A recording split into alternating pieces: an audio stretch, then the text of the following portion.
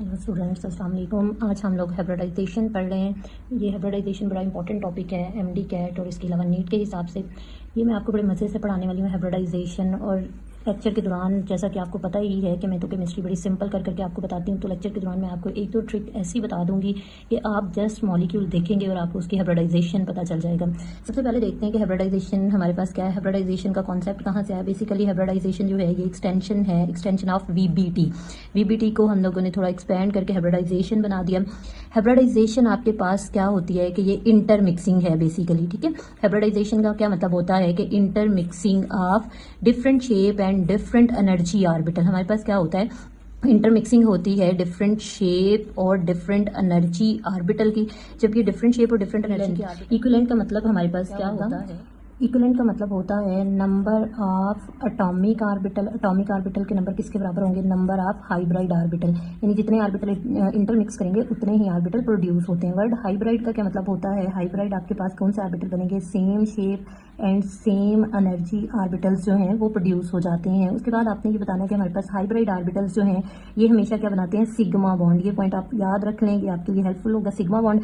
और hybrid orbitals जो होते हैं ये हमारे पास स्टेबल होते हैं। किसकी निस्बत ये स्टेबल होते हैं, हाइब्रिड ऑर्बिटल अनहाइब्रिड ऑर्बिटल से। अनहाइब्रिड ऑर्बिटल से ये हमारे पास क्या होते हैं, स्टेबल होते हैं हाइब्रिड ऑर्बिटल। स्टूडेंट्स नेक्स्ट हमारे पास आ जाता है कि हाइब्रिडाइजेशन हमेशा किसकी होती है, सेंट्रल एटम की। मॉलिक्यूल के अंदर जो सेंट्रल एटम होगा उसकी हाइब्रिडाइजेशन होती है।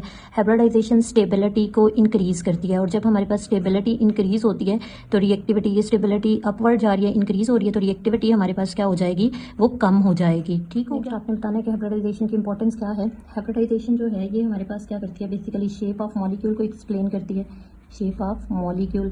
इसके अलावा हाइब्रिडाइजेशन क्या करेगी, ये ज्योमेट्री को भी एक्सप्लेन करती है, ज्योमेट्री ऑफ मॉलिक्यूल्स को भी एक्सप्लेन करती है। स्टूडेंट नेक्स्ट हमारे पास आ जाता है टाइप्स ऑफ हाइब्रिडाइजेशन, नेचर और नंबर ऑफ ऑर्बिटल के लिहाज से। यहाँ पे हम 3 टाइप्स डिस्कस करेंगे। sp3 हाइब्रिडाइजेशन है, sp2 हाइब्रिडाइजेशन है और sp हाइब्रिडाइजेशन है।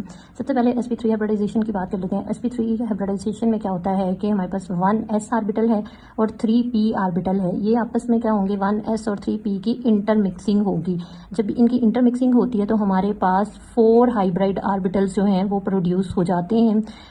इसे हम लोग क्या कहते हैं, sp3 हाइब्रिडाइजेशन बोलते हैं। अब यहाँ पे आप लोगों ने बताना है कि एक कंडीशन है, ये जो s है यानी 1s और 3p ये हमारे पास क्या होना चाहिए, ये बिलोंग करने चाहिए सेम शेल से, ठीक है। सेम शेल के ऑर्बिटल्स होने चाहिए, सेम शेल ऑर्बिटल्स होने चाहिए इंटरमिक्सिंग में जो कि इन्वॉल्व होते हैं। हम लोग डिस्कस कर लेते हैं फॉर्मेशन ऑफ मीथेन और फॉर्मेशन ऑफ इथेन को डिस्कस करेंगे।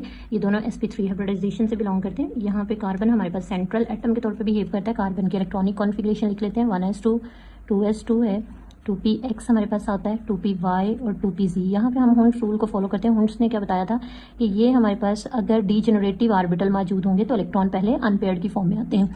अब यहाँ से क्या होगा कि इलेक्ट्रॉन एक जो है वो 2s से जंप करके 2pz में चला जाता है।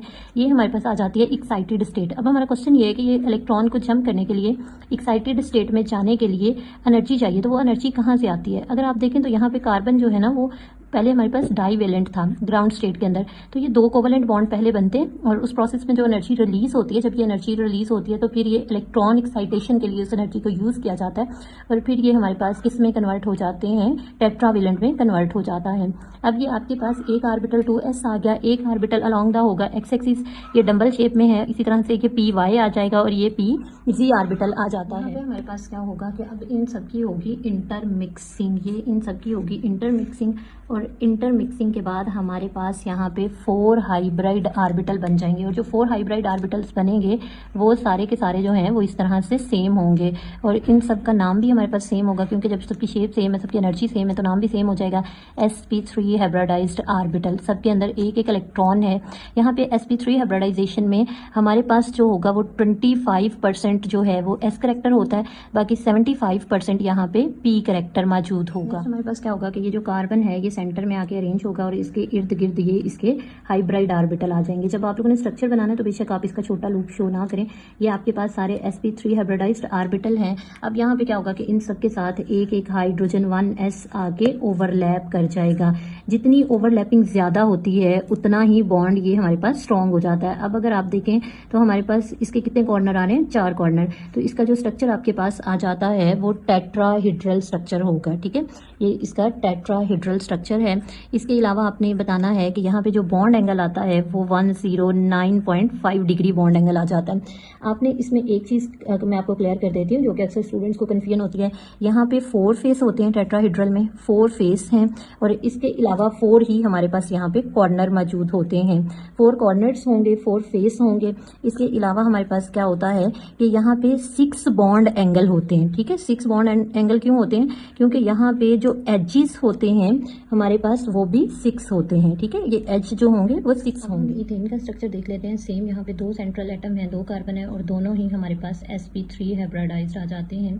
एक ये आपके पास आ जाएगा, कार्बन सेंटर के अंदर मौजूद है, बाकी ये जो इसके हाइब्रिड ऑर्बिटल हैं वो सराउंडिंग में आ जाएंगे। एक ये हमारे पास कार्बन बन गया, दूसरा कार्बन हम लोग ड्रॉ कर लेते हैं। ये हमारे पास दूसरा कार्बन आ जाएगा। ये सबसे पहले उसके हाइब्रिड ऑर्बिटल्स को ड्रॉ करते हैं और आपको पता ही है कि ये हमारे पास सारे कौन से ऑर्बिटल हैं, sp3, और सबके पास एक एक अनपेयर्ड इलेक्ट्रॉन जो है वो यहाँ पे मौजूद है।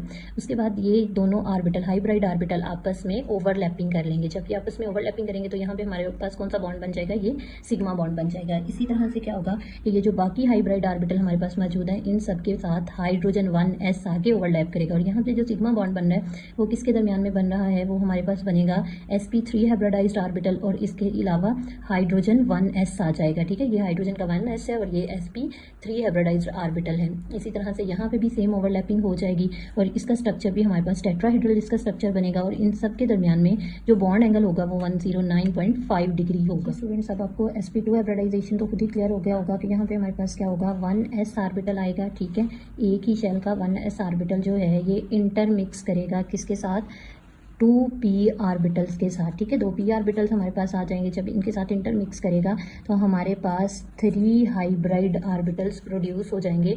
इसको sp2 हाइब्रिडाइजेशन कहते हैं। अब इसमें हम लोग एग्जांपल के बाद डिस्कस करेंगे इथीन की। यहाँ पे sp2 हाइब्रिडाइजेशन में 33% जो है वो s करेक्टर मौजूद होगा, बाकी 66.67% जो है वो हमारे पास p करेक्टर मौजूद होता है। कार्बन जो है वो सेंट्रल एटम के तौर पर बिहेव कर रहा है और हम लोगों ने डिस्कस करनी है कार्बन की इलेक्ट्रॉनिक कॉन्फिगरेशन। ये ग्राउंड स्टेट है, ऑलरेडी बता चुकी हूँ प्रीवियस टॉपिक में। यहाँ पे एक इलेक्ट्रॉन क्या होगा, जंप करके 2pz में चला जाएगा, एक्साइटेड स्टेट है। अब ये हमारे पास 4 जो है वो अनपेयर्ड इलेक्ट्रॉन मौजूद हैं, लेकिन इसमें से क्या होगा कि इंटरमिक्सिंग में सिर्फ 3 ऑर्बिटल इन्वॉल्व होंगे, एक s और 2p, और ये हमारे पास हाइब्रिड ऑर्बिटल बन जाएंगे और इन सब का नाम क्या होगा, sp2 हाइब्रिडाइज्ड ऑर्बिटल। ये जो हमारे पास 2pz है ये हाइब्रिडाइजेशन में इन्वॉल्व नहीं होगा और ये 2pz ऑर्बिटल जो है ये एज इट इज यहाँ पे साथ रहेगा। अब हम इसका स्ट्रक्चर ड्रॉ करते हैं। इसमें ये कार्बन सेंटर में आके अरेंज होगा और सबसे पहले इसके हाइब्रिड ऑर्बिटल आके अरेंज हो जाते हैं जिनका नाम क्या होता है, sp2 हाइब्रिडाइज्ड ऑर्बिटल। ये सारे sp2 हाइब्रिडाइज्ड ऑर्बिटल हैं और जो हमारे पास अनहाइब्रिड ऑर्बिटल इस कार्बन का होगा 2pz, वो सेंटर में आके अरेंज हो जाएगा। इन सब के पास एक एक इलेक्ट्रॉन है। इसी तरह से ये दूसरा कार्बन आ जाता है और इसके हाइब्रिड ऑर्बिटल आ जाते हैं। ये हाइब्रिड के साथ ओवरलैप कर जाएगा, यानी sp2 जो है वो किसके साथ ओवरलैप करेगा, sp2 के साथ, और इन लोगों की ओवरलैपिंग हो जाएगी। जब ओवरलैपिंग हो जाएगी तो इधर जो बॉन्ड बनेगा वो क्या बन जाएगा, सिग्मा बॉन्ड, यानी इस तरह से ये एक्सिस के ऊपर सिग्मा बॉन्ड बन जाएगा। बाकी जो हाइब्रिड ऑर्बिटल्स हैं ये सारे ओवरलैप कर जाएंगे हाइड्रोजन के साथ। ये यहाँ पे हाइड्रोजन 1s आके ओवरलैप हो जाएगा। इसी तरह से दूसरे कार्बन में भी ये हाइड्रोजन 1s आके ओवरलैप करेंगे। अब हमारे पास जो अनहाइब्रिड ऑर्बिटल हैं, अनहाइब्रिड ऑर्बिटल अनहाइब्रिड के साथ ओवरलैपिंग करेगा, यानी इस कार्बन का 2pz दूसरे कार्बन के 2pz के साथ ओवरलैपिंग करता है। हेड के साथ ओवरलैप करेगा, टेल के साथ ओवरलैप करेगी और ये 2 बबल बन जाएंगे। और ये जो दोनों बबल बनते हैं इनकी वजह से कौन सा बॉन्ड बनता है, पाई बॉन्ड। ये हमारे पास पाई बॉन्ड बनता है। पाई बॉन्ड किसकी वजह से बनता है, अनहाइब्रिड ऑर्बिटल की ओवरलैपिंग से। और जो सिग्मा बॉन्ड यहाँ पे बने हैं ये सिग्मा बॉन्ड किसकी वजह से बनते हैं, हाइब्रिड ऑर्बिटल की ओवरलैपिंग होती है इधर। नेक्स्ट हमारे पास आ जाता है sp हाइब्रिडाइजेशन। इसमें हमारे पास क्या होगा, 1s और 1p ऑर्बिटल्स जो हैं उनकी इंटरमिक्सिंग होगी। जब 1s और 1p ऑर्बिटल आपस में इंटरमिक्स करेंगे तो हमारे पास 2 हाइब्रिड ऑर्बिटल्स प्रोड्यूस हो जाते हैं। इनको हम लोग क्या कहते हैं, sp हाइब्रिडाइजेशन बोलते हैं। इसके लिए हम लोग स्ट्रक्चर को डिस्कस करेंगे। हमारे पास इथाइन का स्ट्रक्चर आ जाता है। इथाइन के अंदर ये दोनों कार्बन जो हैं ये बिहेव कर रहे होते हैं as a central atom. Carbon की कॉन्फ़िगरेशन हम लोग ऑलरेडी डिस्कस कर चुके हैं। कार्बन की इलेक्ट्रॉनिक कॉन्फ़िगरेशन लिखती है जो कि ऑलरेडी हम डिस्कस कर चुके हैं। इसमें हमारे पास एक जो है वो 2s है और 2px है, ये आपस में इंटरमिक्सिंग कर रहे हैं। जब ये दोनों हमारे पास आपस में इंटरमिक्स होंगे तो आपके पास इक्वल यानी 2 हाइब्रिड ऑर्बिटल बन जाएंगे और इन दोनों का नाम sp हाइब्रिडाइज्ड ऑर्बिटल होगा। बाकी जो हमारे पास अनहाइब्रिड ऑर्बिटल्स हैं लाइक 2py आ जाता है, 2pz, ये यहाँ पे एज इट इज साथ रहेंगे। इसके अलावा आपने ये बताना है कि sp हाइब्रिडाइजेशन में 50% s करेक्टर होता है और 50% p करेक्टर होता है। जितना s करेक्टर ज़्यादा होता जाता है बॉन्ड उतना ही पोलैरिटी की तरफ मूव करना शुरू कर देता है। अगर s करेक्टर हमारे पास कम होगा तो बॉन्ड नॉन पोलर होता है। हम लोग यहाँ पे इथाइन का स्ट्रक्चर ड्रॉ करेंगे, ये कार्बन एटम आ जाता है और ये इसके दोनों हाइब्रिड ऑर्बिटल जो sp हाइब्रिडाइज्ड ऑर्बिटल हैं वो साइडों पे आके अरेंज हो जाते हैं। जो हमारे पास अनहाइब्रिड ऑर्बिटल होंगे वो मिडल में आ जाएंगे। ये हमारे पास अनहाइब्रिड ऑर्बिटल आएगा 2py का और इसी तरह से ये अनहाइब्रिड ऑर्बिटल आ जाएगा 2pz का। अगर आप देखें तो हाइब्रिड ऑर्बिटल ने मिलकर कैसा स्ट्रक्चर बना लिया, लीनियर स्ट्रक्चर, ठीक हो गया। इसी तरह से ये दूसरा कार्बन आ जाएगा, ये इसका हाइब्रिड ऑर्बिटल हाइब्रिड के साथ ही ओवरलैप कर जाएगा। इधर ये इसका दूसरा हाइब्रिड ऑर्बिटल आ जाएगा, ठीक है। सेंटर में क्या होगा कि यहाँ पे ये इसका 2py आके अरेंज होगा और इसी तरह से दूसरा जो है वो इसका 2pz ऑर्बिटल इस तरह से आके अरेंज होगा। क्या होगा कि ये दोनों जो हाइब्रिड ऑर्बिटल आके ओवरलैप हुए हैं इन दोनों ने क्या बना लिया यहाँ पे सिग्मा बॉन्ड। इसी तरह से ये साइड पे एक हाइड्रोजन 1s आके ओवरलैप कर जाएगा। इसी तरह से ये हाइड्रोजन एक साइड पे आके ओवरलैप कर जाएगा हाइड्रोजन 1s और ये हमारे पास सिग्मा बॉन्ड बन जाएंगे। इसके अलावा आपने ये बताना है कि यहाँ पे जो बॉन्ड एंगल हमारे पास आ जाता है वो 180 डिग्री होता है। जैसे sp2 में 120 था तो यहाँ पे ज़्यादा हो गया है, 180 हो गया। इसी तरह से इसका जो स्ट्रक्चर होगा वो लीनियर शेप बनती है, जबकि हमारे पास sp2 में क्या बन रही थी, ट्राईएंगुलर। अब उसके बाद क्या होगा कि अनहाइब्रिड ऑर्बिटल की ओवरलैपिंग की बारी है। तो ये जो 2py है, एक्सिस टू एक्सिस ओवरलैपिंग होती है। 2py हमेशा किसके साथ ओवरलैप करते हैं, 2py के साथ। तो ये हमारे पास एक बबल बन जाएगा अबव द एक्सिस और एक बिलो द एक्सिस 2py के।